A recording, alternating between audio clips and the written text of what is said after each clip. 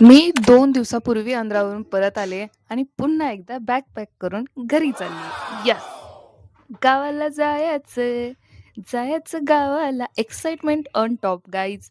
मी literally 6 महिन्यापासून घरी गेलेले नाहीये आणि मला असं वाटतंय ना, आता जर मी नाही गेले ना, घरचे मला विसरून जातील.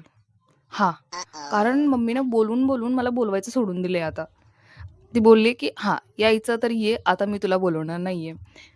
मुंबईमध्ये एवढी गरमी आहे ना, म्हटलं चला जाऊ दे, इथे राहण्यापेक्षा घरी जाऊन मस्त राहिलेलं बरं.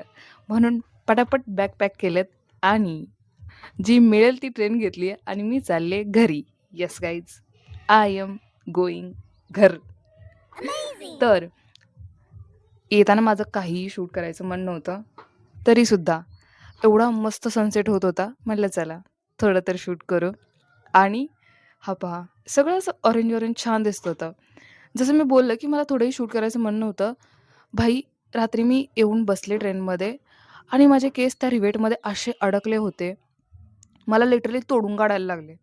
म्हणजे एखादा असा कांड झाल्याशिवाय ना माझा प्रवास कंप्लीटच नाही होऊ शकत. झोपून गेले. काही अजून करायची इच्छाच नव्हती आणि हे पहा सनराईज. वॉव!